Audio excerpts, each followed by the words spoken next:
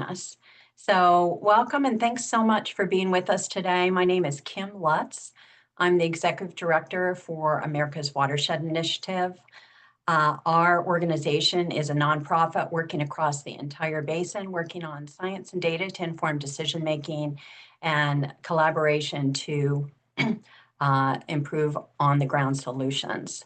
So I am here speaking on behalf of a team of individuals, both from America's Watershed Initiative, or AWI, as I'll say for short, myself and Sarah Shuchard, who is our program coordinator, and the team from the Nature Conservancy, Liz Crow and Emma Engelman, are with the Nature Conservancy's Mississippi River program. And you can see on your screen some of my co-presenters today. So the reason we've asked you here today on this probably hot summer day, wherever you are, is to give you some information about what we're calling the Mississippi River Watershed Partnership. I know that's a mouthful, but I want to first define what is our goal for the partnership, what do we intend to do. Then I'm going to turn it over for a few minutes to some of our partners to talk about what they think the partnership can do. Then I'll walk you through both the history of what we've been doing, share with you what we intend to do. I'll then turn it over to Will, who'll talk about a specific piece of the partnership that pertains to a science initiative. We'll then hear from you. We'll be doing a Mentimeter with 8 questions to go through some information we're trying to get more information on to determine how to move forward. And then we'll have our last 10 minutes for Q&A on any topic that you think of. So with that, let me do a bit of introduction to the partnership.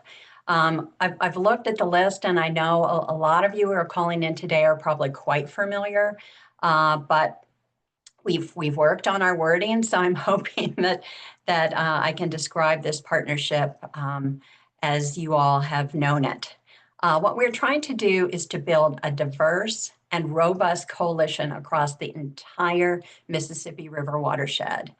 We hope to build on existing initiatives, and that this coalition of existing initiatives will act with a unified voice to generate broad support and dedicated funding for on-the-ground action to improve the health of the Mississippi River watershed. We all know that the Mississippi River stands alone as the only large watershed in the United States without formal coordination of programmatic activities across all of its subbasins. It also lacks comprehensive and dedicated funding across those subbasins. And while we recognize there is considerable valuable work happening through individual organizations and in subbasins, we believe there's significant opportunity to maximize coordination and integration of these efforts to create a more unified watershed-based approach to address the urgent and related economic, ecological, and community challenges this region faces. And through that collaboration, the partnership aims to bring a whole watershed systems approach, establish shared goals and priorities, and build new coalitions to protect and restore the Mississippi River watershed. So with that, and before I get to that history, I'm going to turn it over to 2 of our partners to talk a little bit about what this partnership means to them.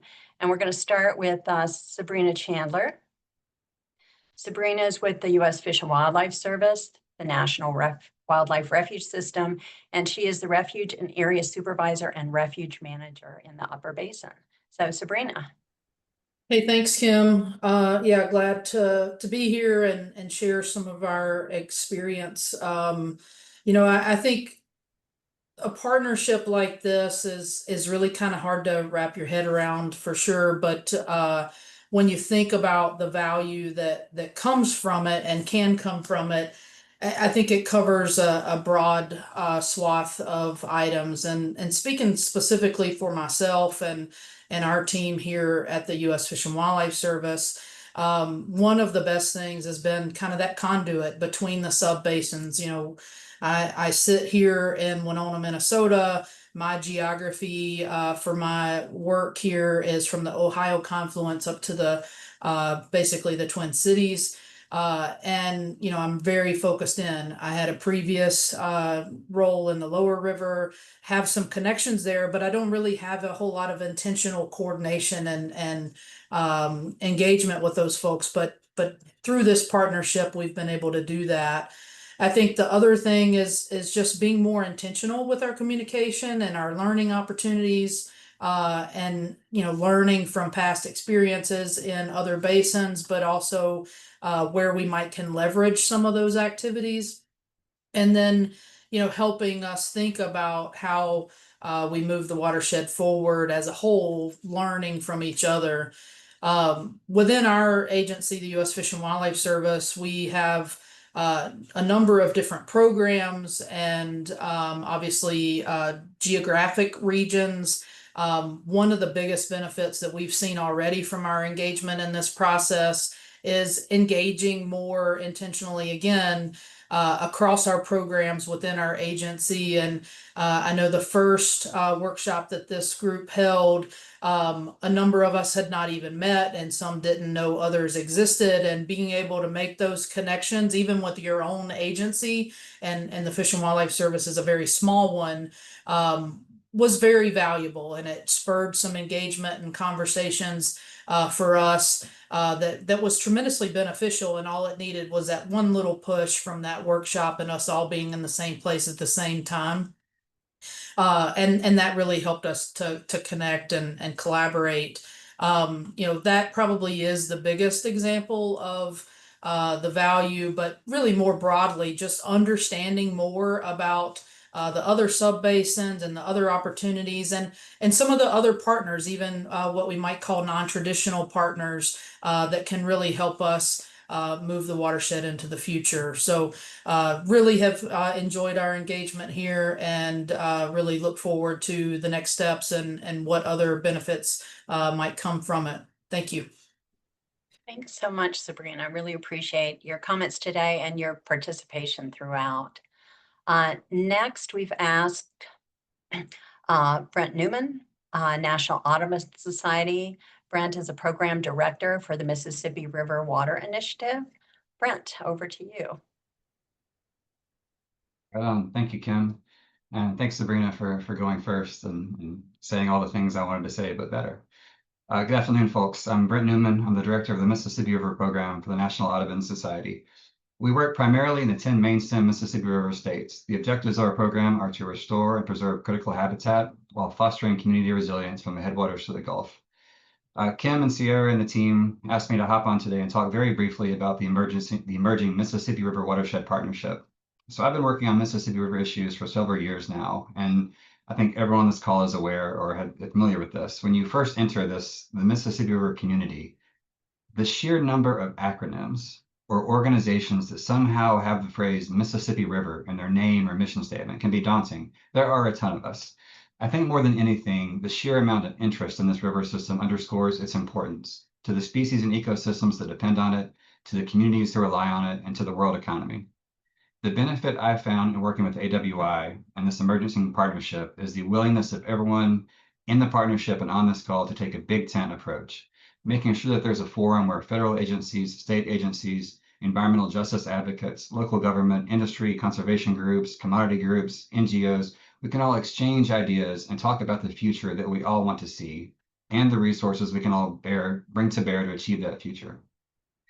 If we're going to achieve the Mississippi River that we all want to see, a sustainable, healthy, well-managed, and resilient resource for people and nature, we're going to do it by forging relationships across the board, from Lake Itasca to the Birdspit Delta of Louisiana, to identify and replicate the on-the-ground solutions and policy objectives we need across this massive geography.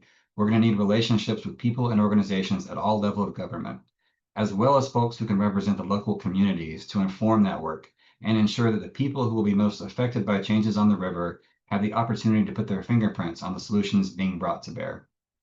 The Big Tent approach of AWI has brought together so many stakeholders and advocates. When I hear something in a workshop or committee meeting and I think, oh, my friend Kelly McInnes from One Mississippi should know about this, well, she's already on the call.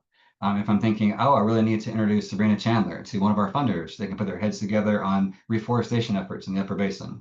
There's that automatic opportunity for connection and that cumulative change that we all need.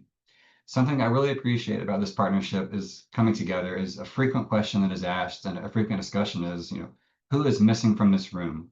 What perspective or viewpoint are we not including? And I think that's the right way to build inclusivity and reach a full picture of the needs and opportunities that this river system presents for us. As is tradition, I've gone a little bit long, but thanks to Kim and the AWI team, I'm eager to participate on the rest of the call today and looking forward to the next workshop in person. Terrific. Thanks so much, Brent. And I just want to say that one of the pleasures of forming the partnership, as was said by both Sabrina and Brent, is just getting to know all of you. As you know, I would consider very much a newbie in this basin, only 5 years in, although I've been coming to this basin for family reasons for decades and decades. But it's been great getting to know the partners now, who are some 500 on our list, about 100 and 150, 200 who have been actively engaged in one or more meetings, another couple hundred who've been following along and who have asked to join this list. So 500 some strong. We picked two and we are well represented by Sabrina and Brent in their remarks. So with that, I'm going to talk you through the timeline of where we've been. And it starts about 3 years ago this month. And as you see, the colors change. That shows where we've been, and the two deeper blues where we are and where we're going. So I'm going to take each one of those in turn. So we'll start with July 2022, about 3 years ago today. On a blazing hot day, I believe it was 95 plus air temperature that day. So in DC, you can imagine what feels like temperature was. We're all roasting in that picture, but we're trying to look put together. But on that day, we began our outreach first with some of our federal partners. We think it's been important to reach out to our federal partners in DC, in the region, and locally.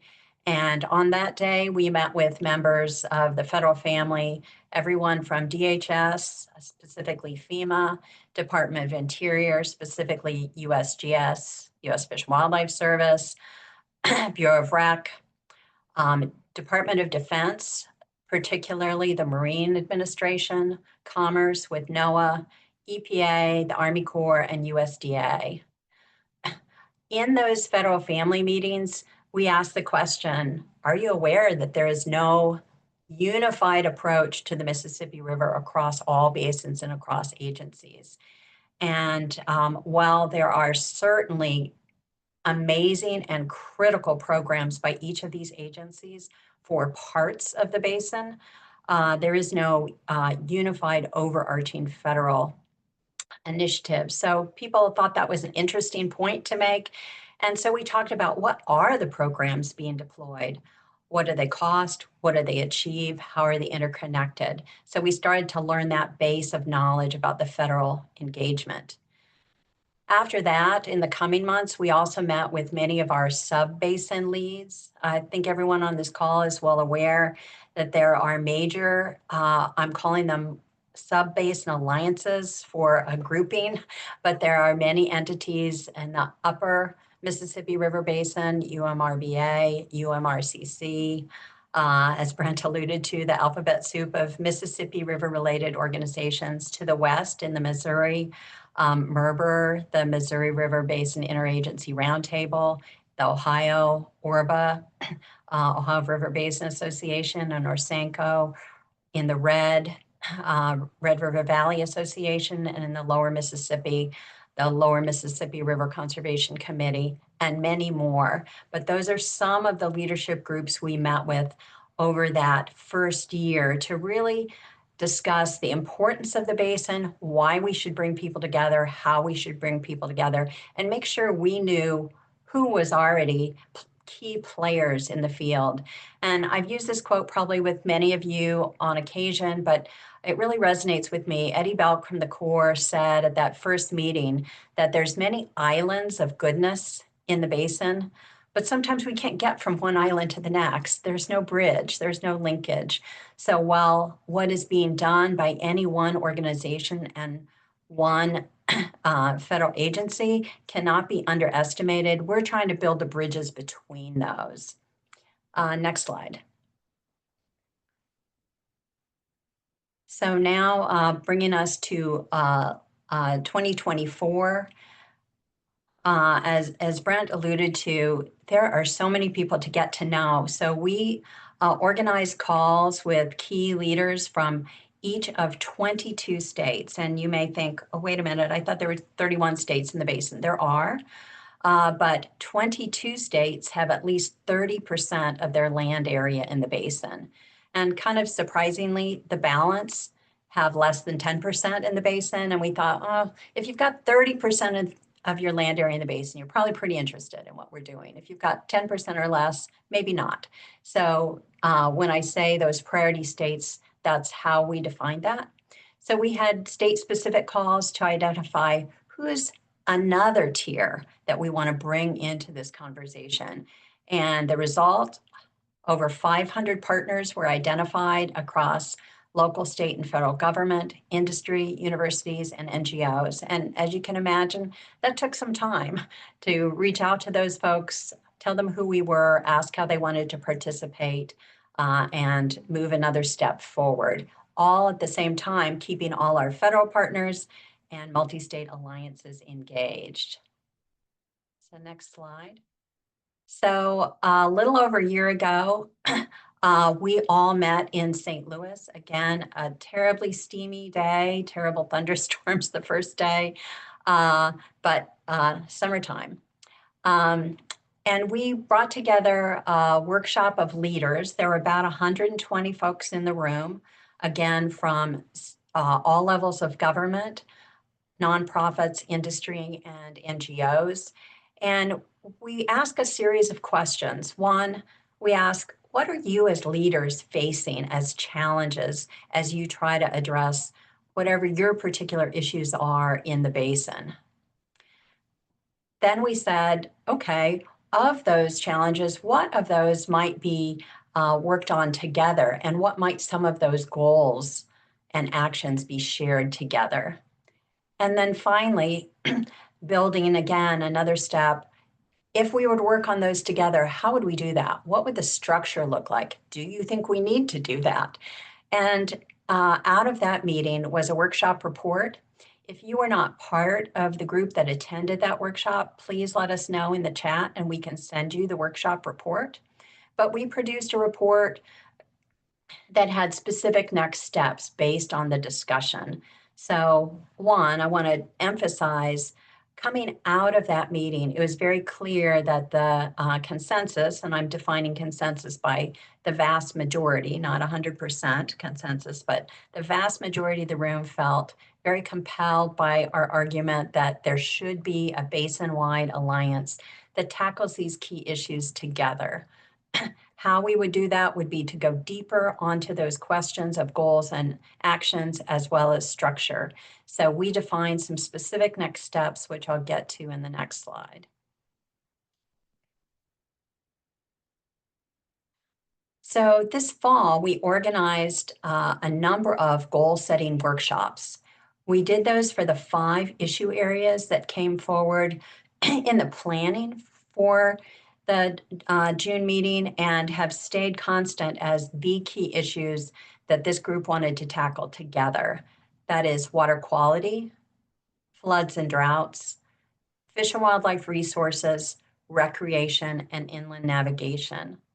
So we brought together experts in each of those areas, about 20 experts per call.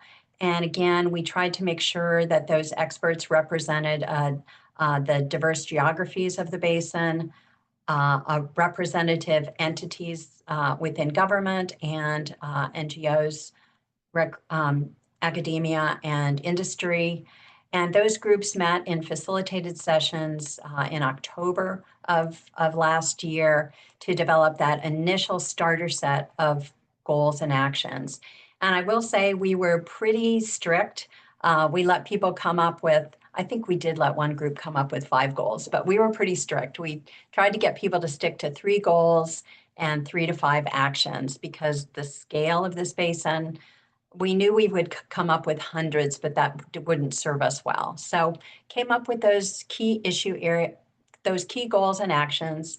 And then in December, we had a webinar. If you weren't part of that webinar, you can hear the recording online if you want to hear more about the specific goals and actions. I'm not going to talk about those here today. But over 100 attendees joined that call. And at the end, we had them vote. We said, give us a score of 0 to 5 on how well you think these goals and actions represent a starter set that represents these 5 areas well and represents the work you are doing in the basin or that needs to be done in the basin. 84% of those respondents gave us a 4 or a 5. So we thought, okay, we're pretty much on point. We have done a little bit more on the goals and actions, bringing together groups, this time reorganized by sub-basins, just to make sure we didn't have any incongruities where something that was very important in the lower basin, for example, wasn't covered in that set of goals and actions. So we have done a little bit more work on the goals and actions, more smoothing them out, making sure nothing was missing, improving the language. So that is almost done at this point. So in January, I'll flip the switch and say, I don't know why our meetings always fall on terribly cold or terribly warm days, but I think St. Louis had their first 10-inch snowfall a couple days before, and the streets were still not really cleared out. Sierra, unfortunately, had to be dug out after dinner one night. But other than that, it was a great meeting. And the topic here was totally different. It was assuming those goals are a good starter set. What might be a structure that would allow us to move forward expeditiously to execute on those goals and actions? So the first step we thought was to review existing watershed structures. I think most of you are aware there's a very robust watershed structure for the Great Lakes, Chesapeake Bay, the Gulf, Puget Sound, Everglades. So there are many examples, and we shared several of those. We also looked at, we want to make sure we weren't only suggesting federally led initiatives. So we actually had examples from federal initiatives, state-led initiatives, NGO-led, and then one we called superstructure, which was a combination of all of the above. And you can see in the lower picture there, we're all moved to different corners of the room to have specific conversations. And what we did here was to say, if we were going to create a structure that would be best to deploy the best available science, which of those 4 leadership structures would you pick? If you wanted to pick the best structure for raising money, what would you pick? If you wanted to pick the best structure for longevity, if you wanted to pick the best place to start, and ask a series of questions that got us to the point where we then workshopped some of the structures and indeed, again, did some voting and came out with superstructure with strong federal engagement as our preferred model. Now, I will say we've got a long way to go to operationalize that, but that's where we landed at this meeting. And we'll be having further discussion on that relative to an upcoming meeting where we'll really take another step on our goals and actions. So in order to better make sure we have those goals and actions correct and the right framework to move forward, we put out a survey to that list of 500. Oh gosh, I think we put it out sometime in June. I will say, and I know that summer is a time for a lot of travel, but we haven't had a robust response to that. And so if you have thought, oh gosh, I haven't filled it out yet, and the call's today, I'm going to say we will keep it open for a bit longer because we really want to have a bit more input. The other thing I want to say very clearly is answering the survey does not commit you to anything. It is really a tool to see where we're at in terms of agreement with where we are. But also, as I've said, we have this informal list. That list has not been published anywhere. So no concern about how that's going to be used. We're just trying to get a moment in time of how well is what we're doing representing with how you think we should move forward. So I'd strongly encourage you. I'd love it if you did it today, right after the call. Just fill out that survey you should have received. It shouldn't take you more than 15 minutes at the most, so we can continue to move forward on refining the goals, actions, and structure. So the next steps, we will be having a meeting this summer with we're guessing maybe about 60 folks in person and maybe 40 online, folks who have been deeply engaged with the planning of the partnership and with the work groups to begin. And I want to highlight, this is going from September to 2 years, 18 months from September. So when I say finalize, that's thinking of quite a bit in the future. But what we'll be doing is at this meeting is beginning to make what we call roadmaps. And what in the world is a roadmap? I mean, I think you all might have some guesses of what that is, but folks said, hey, we get the goals and actions. They look really solid. We think it's a great starting point, but we want to think a little bit further about what it means to really work on these things together. And so a roadmap would include a survey of the landscape. Who's doing what already? What are some of the existing goals out there? What's the path forward to I'm making, you can see some gaps in between my fingers. So we'll know who's doing what and how they link up, but what are the gaps in between those? An idea path forward. So that's what I mean by roadmap. We'll be developing roadmaps, not for all of the actions, but for that starter set of actions that we think is really critical to start to make this partnership actionable, start to give us practice working at the scale of the watershed. We'll also begin engagement with priority states. Again, I define that priority as those with 30% or greater of the state in the watershed. And what does engagement mean? We've already begun engagement with the multi-state alliances, and I think that's the first place to re-engage with those partners deeply, where those partners represent critical state agencies, and start to make a game plan of how their state might participate.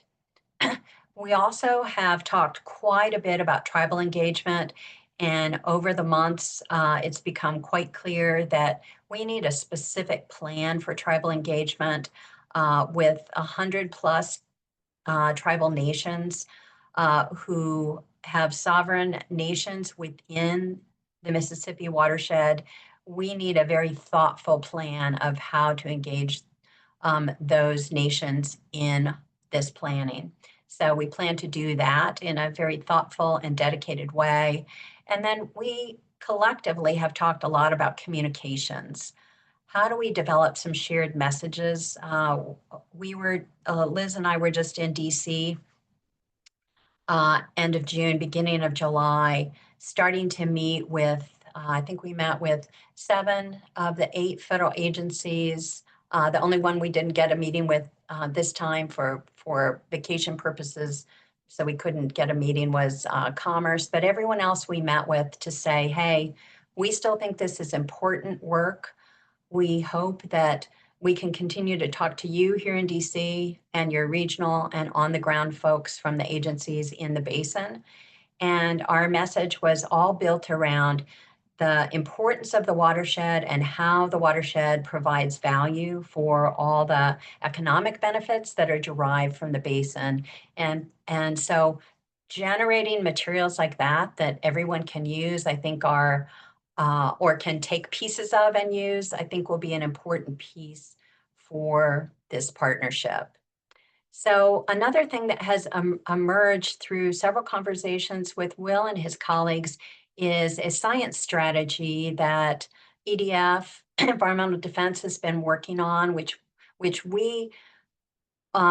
came up organically as we went through all the actions. There was always a science piece. And Will and his team, which may include several of you on this call who were part of that strategy, we said, let's pull that into this partnership and see how we can really get some traction there. So I've asked Will to talk about that strategy in particular as an example of one of the actions we'd really like to work on. So Will, over to you. Perfect. Thanks, Kim. Thanks for having us here. And thanks for really being a model in how to deliberately build the conversations and the engagement to make a strong partnership. So we're excited to be part of that.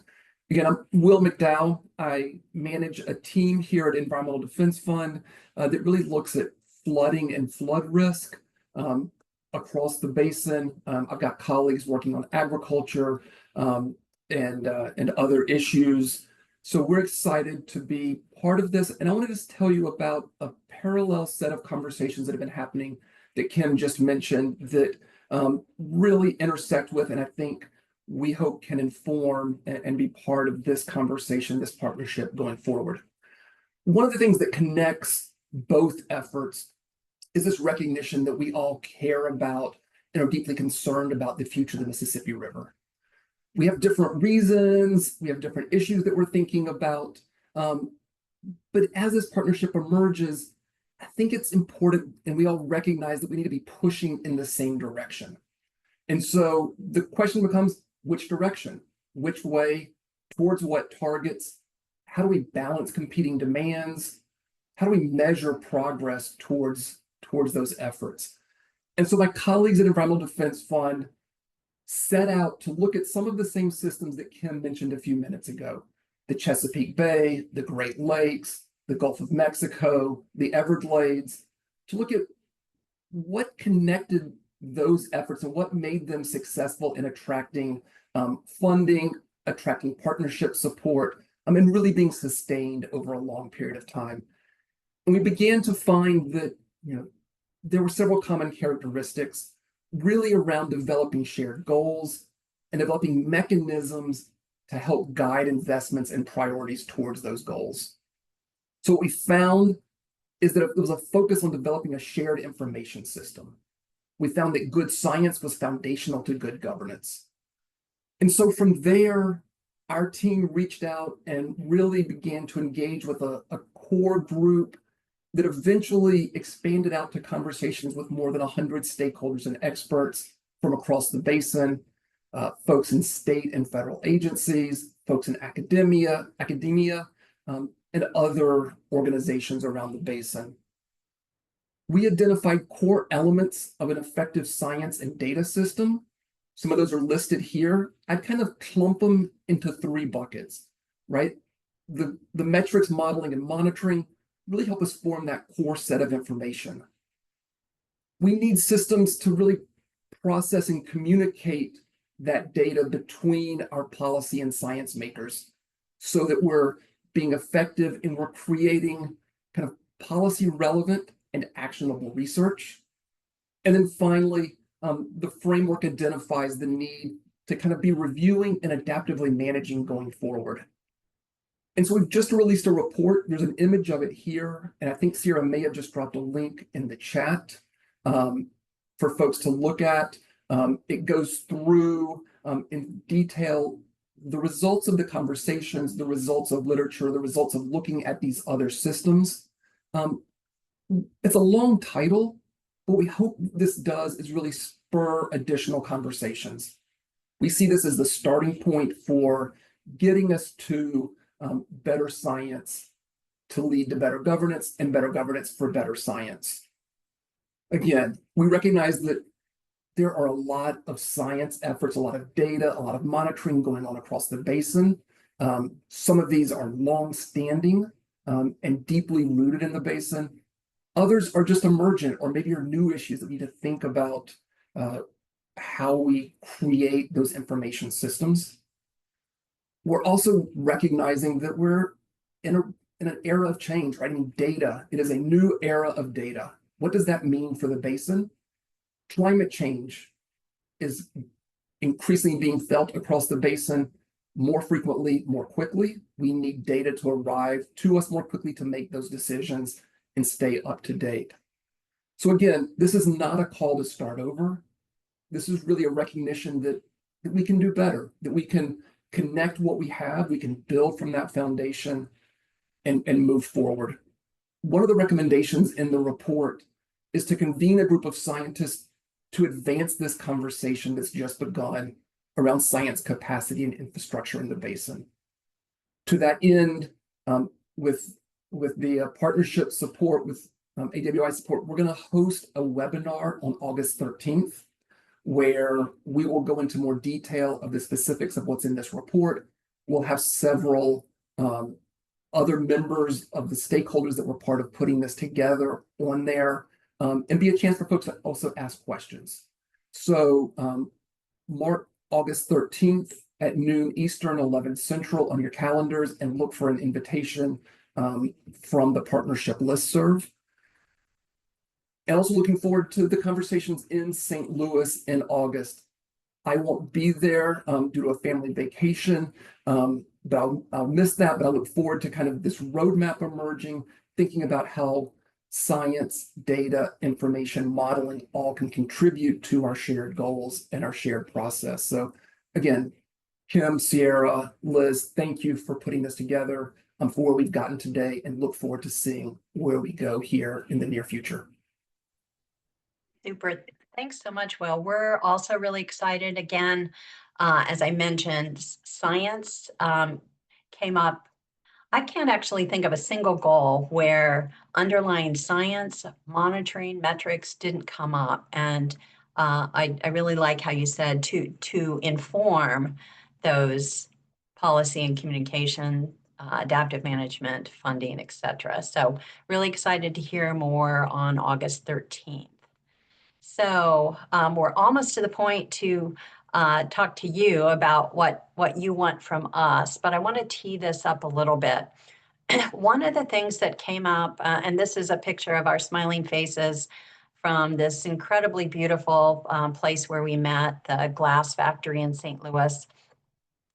Fortunately, no pieces of glass were broken as we got 100+ people gathered in this room, but one of the things that came out of that meeting last summer was a desire to keep meeting as a large group.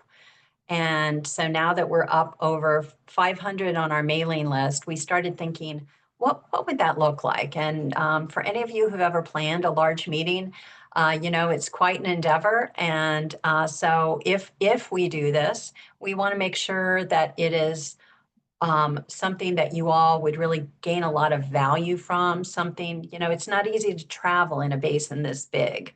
So something that would make it worthwhile, the time and expense of traveling. So we've got a tool called a Mentimeter.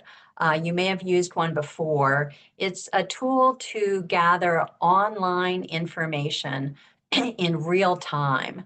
So Sierra's just opening that Mentimeter poll where you'll be able to submit your responses anonymously. This will just give us numbers. It won't give us any names. There's nothing behind the screen where we're seeing your name come up with the score. It is strictly numbers. So if you want to tell us something specifically, you can put that in the chat or in the questions. But just go to menti.com and enter the code or use the QR code. We've got 8 questions already selected. you're going to see a variety of ways to answer the question, and it should be intuitive, but we'll have ranking questions where you rank something. This is my top choice, my second, third, fourth, fifth. We'll have ones where you can give a scale for each answer. So, oh, I like that one, but kind of middle of the road. This one I really like. So, you should be able to easily see what it's asking you. We have some multiple choice and some open-ended, and your responses are going to appear on the screen real time. So I'm just going to give it a moment for everyone to get into the Menti. And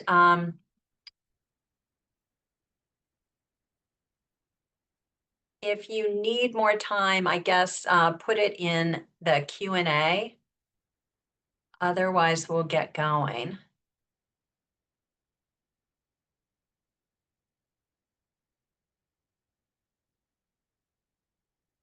Okay. All righty. So first question. And these are all about that potential Mississippi River Watershed Partnership wide meeting. We're thinking early 2026. What does that mean? Maybe February, March, um, maybe even April, because we're looking at when a lot of the multi-state alliances have their meetings is February, March, so maybe April, but somewhere in that time frame. So arrange these how you think they should be, your first to your sixth. And it should be intuitive. For me, I moved the first one to the top and then clicked to make the other ones move. For some people, you may be moving them physically. Either way should work.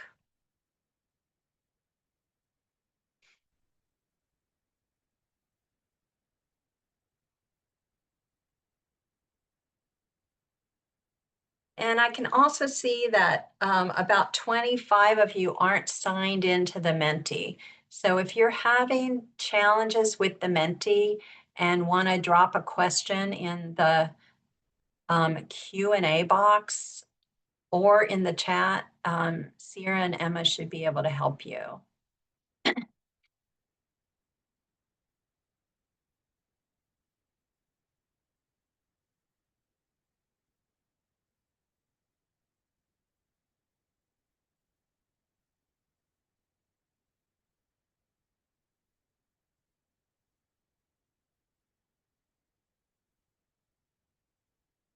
I'm going to give y'all one more minute. I see a little more than half of you have completed the task, but I'll give you another minute to finish up.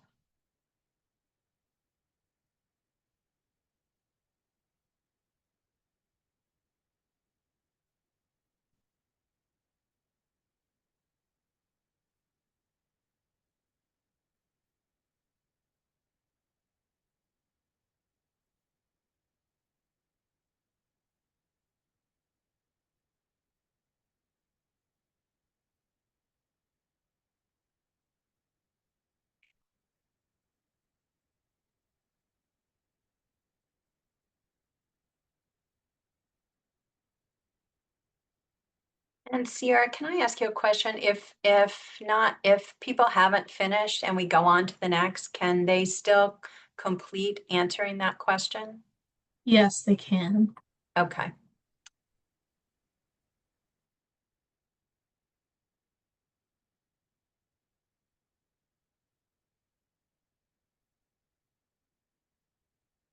All right, so we'll provide these answers to folks after the webinar concludes, not right away, but shortly thereafter. And again, I can see a number of you haven't signed into the Menti. We'd really love it if you were able to do that. So the next question, again, this is a scaling, so you're giving stuff strongly disagree to strongly agree. What are you most interested in learning about? Again, this would be at 2026 partnership meeting, watershed-wide partnership meeting.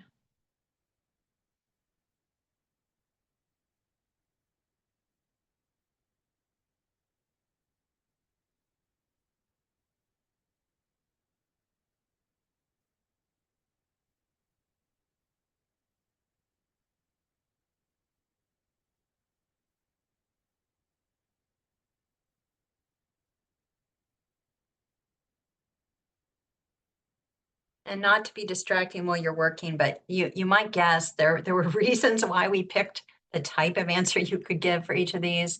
Sometimes on scaling, you see a real bifurcation of a lot of people strongly agree or a lot of people strongly agree. Looks like this is going to be more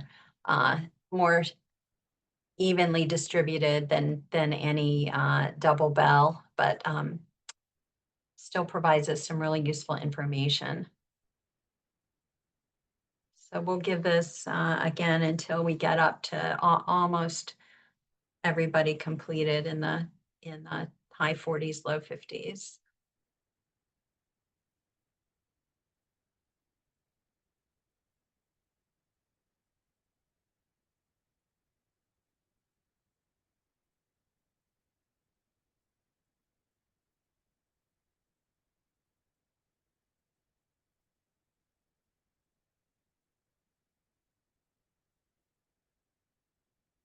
And just so you know, we have an open-ended box at the end of this. So if there's an area you really wanted to tell us about, feel free to put it in there. Yeah, we didn't want to have an unlimited number of options.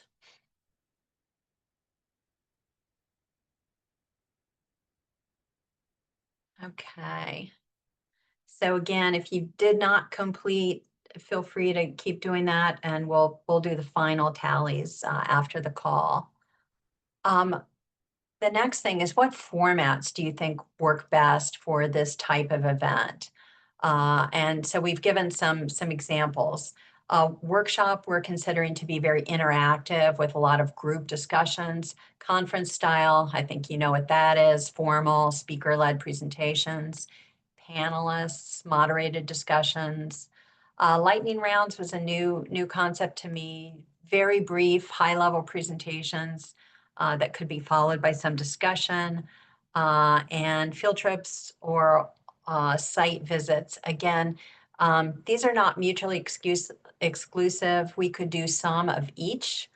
So we're just trying to get a feel for, should we develop this type of meeting? Where should we spend most of the time?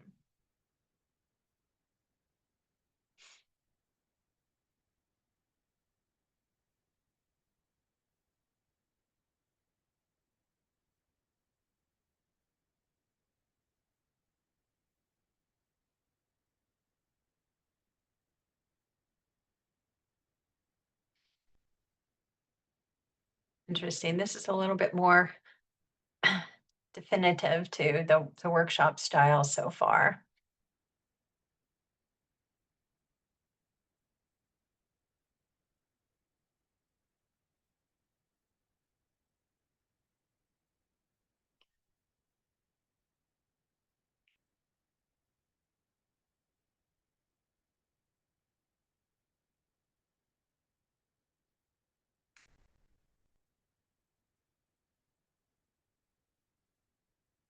All righty. I think in the interest of time, we'll keep moving because we want to leave time for some questions. The how would you prefer to attend? And Sierra, I'm not remembering, is this, I can't remember, is this ranking or? Yeah, this is a ranking one. Okay. So again, we recognize that travel is expensive. Some of you all may have travel restrictions.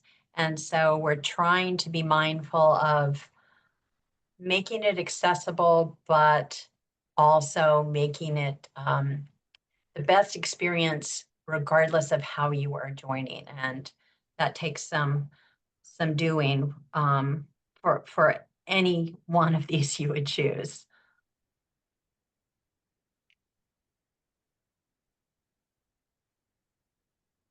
And then our fourth choice is, is kind of meant to be, do you want this meeting? So that's why that choice is in there. Just in case we were wrong in what we thought we heard from you all over the last few months.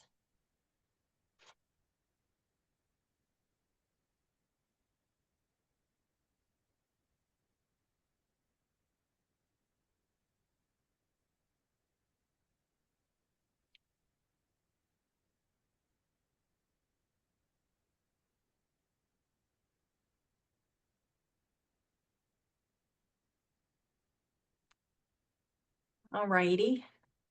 Let's keep going. We're also trying to get a sense of um, how much you are engaged, how much you'd like to be engaged. So you're hearing from us a lot in a lot of different ways.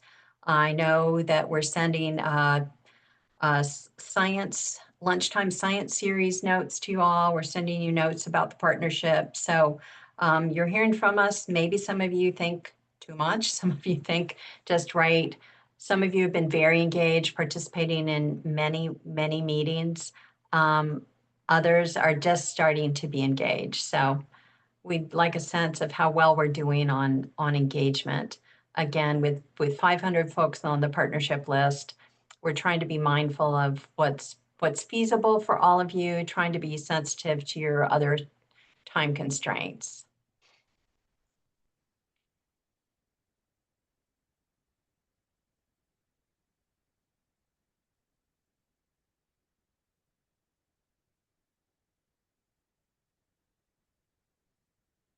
All righty, I think we'll just keep moving because I want to make sure we have time for questions. And this is open-ended. Are there ways you'd like to be involved in the partnership or are not currently? So this could be anything from, I'd like to help you plan the annual meeting. We'd love it if you put that down. Maybe you'd like to be on one of the work groups for one of the key issue areas, water quality, water quantity, recreation, transportation, et cetera. Maybe you've got an expertise in government relations and you'd like to help us think through policy strategies. Maybe you've got an expertise in communications and you'd like to help with some of the writing. So, let us know if there are ways you'd like to be more involved but are not currently. And if you have a specific, I'd really like to do this, these are anonymous, and there's something you really want to do, feel free to put that in the Q&A or in the chat so we can reach out to you specifically. But what we were intending to do with this question is more get a feel for what are some of the other things people would like to do so that we can provide those opportunities. And I think while you're thinking about that, because we're getting some great ideas here, we can open it up to questions. I want to be mindful of your time. So if there are questions while you're completing any and all of the questions, and Sierra, does the Menti stay open after we close this call? I think we can keep it open. Okay, maybe we'll keep it open for 15 minutes after the call, just to make sure you can answer all the questions. So I'm happy to answer any questions me or anyone on the team might be able to answer. So Emma, I don't know if there's any questions in the Q&A yet. Not yet. Okay.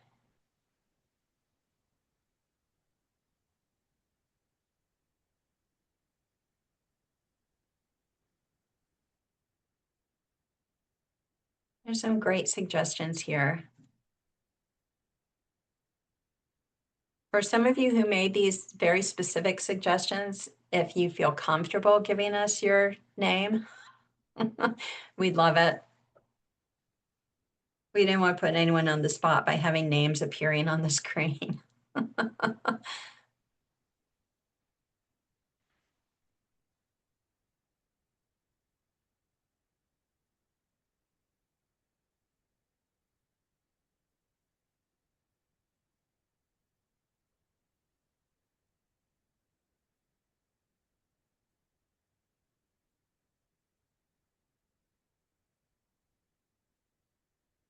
Well, since I'm not seeing any questions, maybe I'll just wrap up by saying thank you so much for your time and your interest. We look forward to engaging with you as we move forward. We anticipate we'll have a handful. When I say a handful, I should probably say 1 or 2 webinars a year that are open to the whole partnership. There'll be specific meetings that are more specific to people's areas of expertise or interest. And then we'll, based on what I'm seeing here, oh gosh, I'm sorry. Sierra's reminding me there. I was thinking this was the last question, but I see I erred there. So let me get to the last questions. Are you hearing from us as often as you'd like?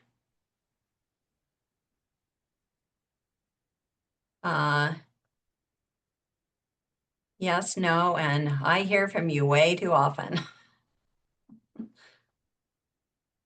I'll note that anyone who registered for this meeting who hasn't previously been on our list, we will add you to our list to get contacted on a regular basis. And then in the email with the link for the recording and information after the webinar, I'll also include the link for people to access, for people to get on that list. So if you have coworkers, others who you think would like to hear from us, please send them that link so that they can start hearing from us. Thanks, Sierra. And why don't we get to the last, is there one more question? I'm sorry about that. I was not doing the counting on these questions. Yes, just one more open-ended question that we can leave open for folks. Yeah, so we are always open to feedback. One of the beauties and challenges of the last couple years is co-creation. Co-creation can seem kind of messy because we're not coming to you with a finished proposal for you to react to. Instead, we're asking you to engage in creating this together. And so we are truly interested in any feedback you might have on the partnership at large, structure, how often we meet, how we meet, additional people you think we should engage. So again, we'll leave this open till, let's say, I'm doing the conversion, I'm on Eastern time. I said 15 minutes, but why don't we leave this open till 1:30 Central? And we'll report back to you what we've heard. So any other feedback, we are all ears. And again, thank you so much for your time and interest. We're excited to continue this journey with you and learn from you as we go. Thank you.